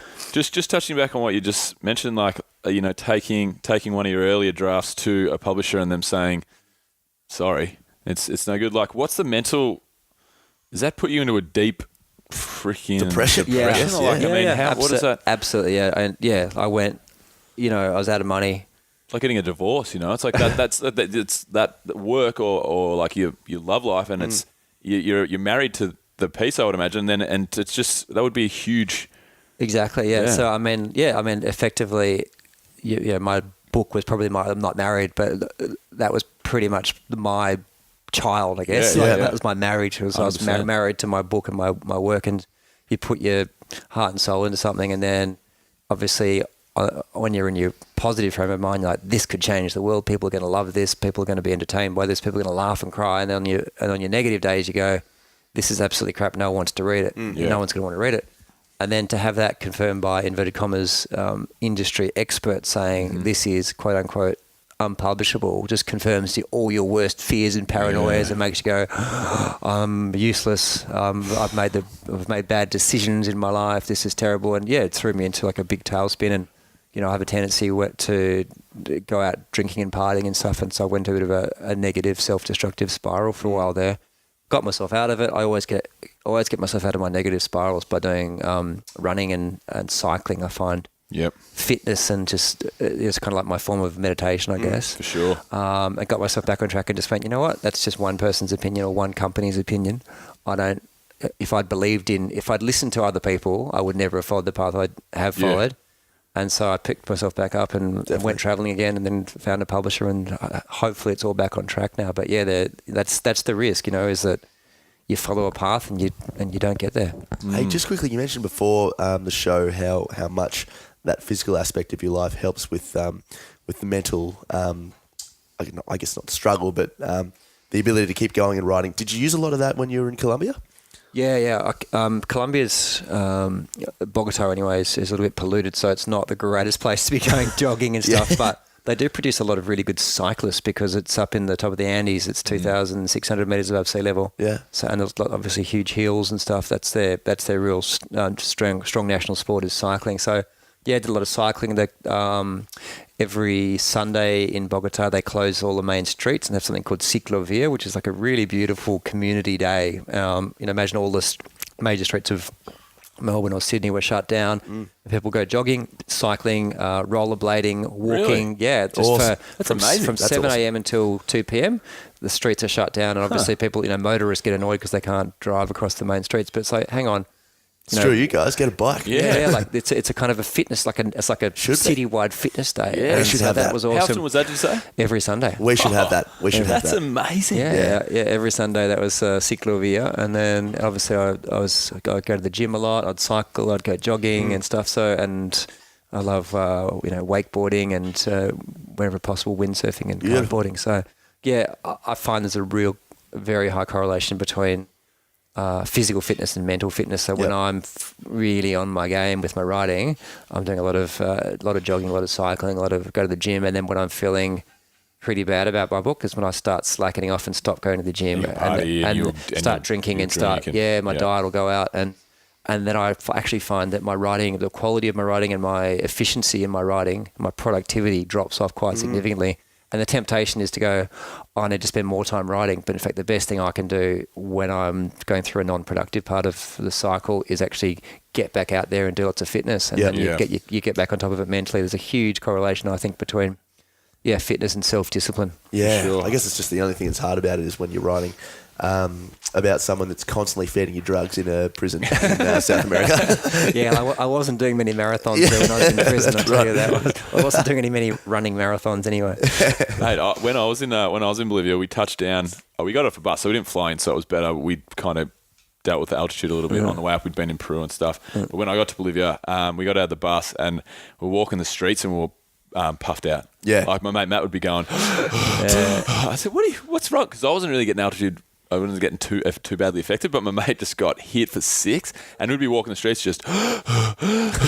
It's incredible what it does to you.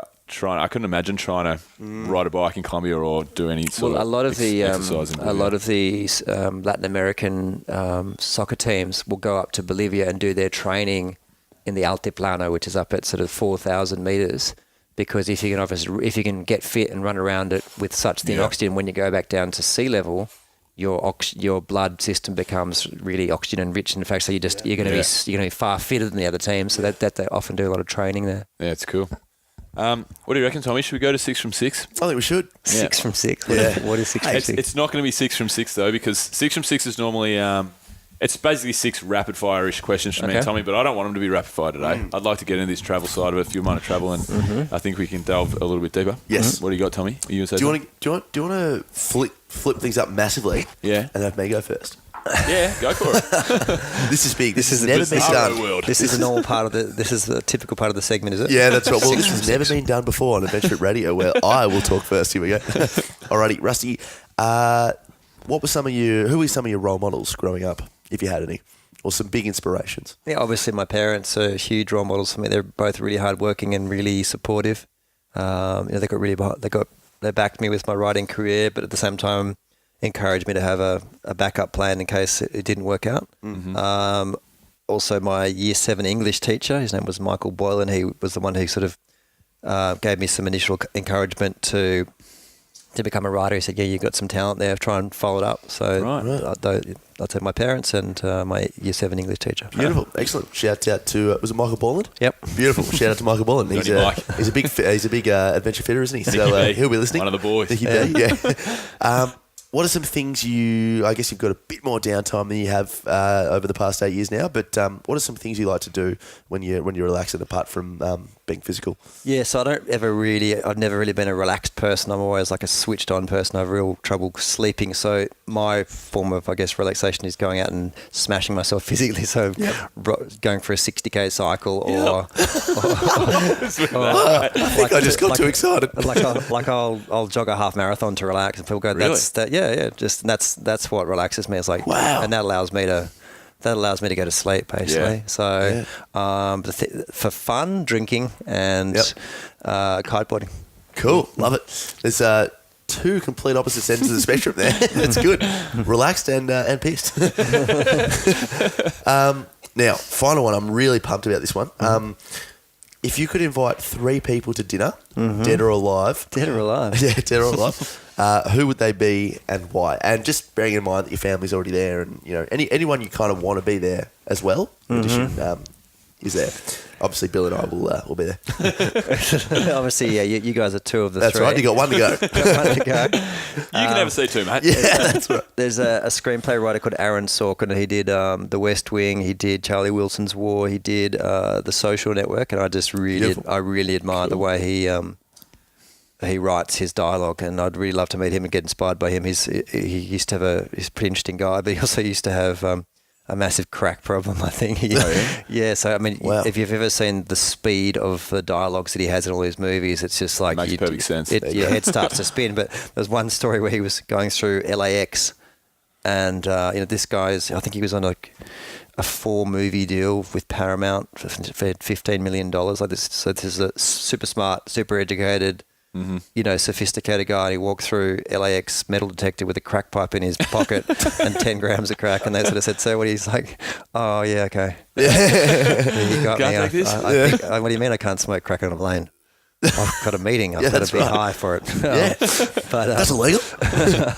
Yeah, so that's one person. Who else? Oh no, I have to come back to that. I need to think about that one.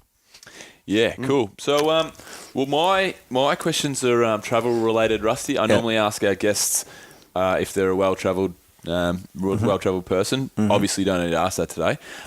So, my first question is, what's your favourite destination on the planet and why? And we may have already touched on it. Yeah, definitely my favourite country apart from Australia is Colombia. Absolutely love it. People are so friendly. It's not at all like its reputation. There are some dangers, but... those are abating right now. They've just signed a peace agreement with the rebels yesterday, actually. And, just super friendly, really diverse. I love the language. The landscapes are incredible. And just above all, the people are just so friendly. They've just got a real passion for life that you won't find in any other country. Right now, I love the Philippines, really friendly. Yep. I actually really liked Russia. I had a Russian girlfriend, and I know Russia... You grow up with sort of Cold War movies, so you've got this prejudice. It's a really kind of hard, militant culture, and they're all bad people. And Moscow in particular was just amazing, and the people are really fun. Russians are awesome, really really nice people. Sweet. And I actually really like the languages as well. I can't speak it very well, but it's actually a beautiful language as well when you really listen to it. Whereas the way it's portrayed is. It sounds like they're spitting in the movies. So there's 3 places: the Philippines, Colombia, and Russia. Perfect. All right, and the next question is of a similar vein. So it can be anywhere, can be a town, can be a country, can be a continent. What's your dream destination? Somewhere that you haven't been yet? Somewhere I haven't been. Next on my list is Nepal. I really want to go. I want to go trekking in Nepal. Mm-hmm. Beautiful. Want to go in September? It's coming on all our trips. Yeah, that's right. Yeah, listen off the schedule. You had a look at the website before, didn't you? That's definitely my next destination, and my book may be finished by then, so that actually could be the time I go. 100%. Let's make it happen. Yeah, cool. We're going in September. Done. I went twice last year. Did you? I did base camp twice last year and absolutely loved it. Okay. It was just. Once was right before the earthquake. I was there two weeks before the earthquake. I flew back, and then once was 6 months after, and it was really good to see kind of everyone banding together, and and spirits were still pretty high over there. So tourism's kind of just bubbling away again, and it's pretty important for those guys to keep getting people back over there because obviously their economy's just run on tourism. So, but. Yeah, it's just amazing. I thought for myself that how many days I love, hiking through wonderful wilderness, and seeing snow-capped mountains. But I actually thought to myself, all right, 15 days of this, how much can you really admire these snow-capped mountains? But it's funny because you're walking through tree-lined terrain and over ravines and through like crazy bridges over big rivers, and it's all green, and then you'll go into you'll hit the snow-capped peaks, and then you'll go through little valleys, and it's actually really, really diverse compared to what you would think. You think you're just seeing these snow-capped peaks, but yeah, it's good. So that's a good one. So last one for me is if you were on a desert island and you had 3 things to keep you sane, what do you take? Definitely if I'm allowed to have like a laptop with unlimited battery power. Sure, man. Yeah. Given unlimited battery to a few guests, so it's we realistic, can't grudge and you. you can have it. Yeah, like that's definitely writing my diaries and being alone with my own thoughts keeps me sane. So Solar charging keypad. Yeah. solar charged MacBook Pro. Yeah, sweet. Yeah, I like so it. that if I could have my kite with me for the windy days in the desert, I'd sort of invent maybe a little. Desert island. Desert island. Okay, Yeah. so I'm allowed to go kiteboarding around Absolutely. the Absolutely. Mate. Simple. Circumnavigate the island every day. Laptop, kiteboard, and a beautiful woman. Boom. Man, sounds good. Nice. Sounds like a good island. Yeah, definitely, yeah. Well, that's basically it from my questions. Did you have 2 more people you want to take to dinner? No, I don't. I'm happy with Aaron Sorkin. We're just going to sit there and Smoke crack. talk really quickly. Yeah. That's good. All right, cool. Rusty, so anything you want to plug before we finish up? Obviously, the new book. No, thank you very much for the interview. I really enjoyed it, and I hope people, marching powder readers, are inspired to read Colombiano and go travelling. South America is amazing. 100%. And where can they find you if they want, inspiration and they want to send you an email and tell you? I have finally joined Facebook as of late last year. It took me a long time to finally join. So I'm on Facebook and I respond pretty quickly. All right, cool. Excellent. Beautiful. Well, that's it from us, mate. Thank you very much, man. Thanks, Bill. Thanks, Tom. Awesome. Thanks a lot for coming on the show, and that's a wrap. Alrighty, guys, that was Rusty Young. Really cool chat with the great man himself.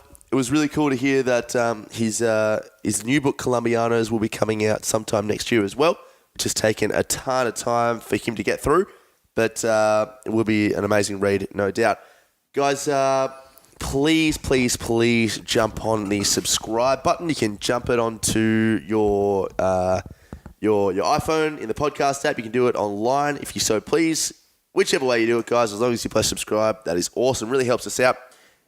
If you missed anything during the show, there's a lot of content in that podcast, guys. So if you missed anything during the show, just jump onto the show notes page on our website, www.adventurefittravel.com and /podcast. It's all there. Just click on the right show and you're good to go. You can also hit that mailing list button while you're there, team. Just keep up to date with I keep screwing up my words here. It's like 4 a.m. in the morning. It's keeping up to date with what myself and Bill are up to and all things Adventure Fit Radio and Travel. As always, guys, we are sponsored by Audible. Go to audibletrial.com /ADVF radio to get all your books and all your things, get all your learning in. And then finally, team, ADVF Adventure Fit Travel is hosting a trip to Mount Everest, a 15-day track. The trip is coached by Mac Arundel, who was a former host of the show, and we'll have him on no doubt in the future. It's going to be amazing, guys. Alrighty, we'll hear from you next week. See you now or see you at another time. Bye. Discovery Roger, go for deploy.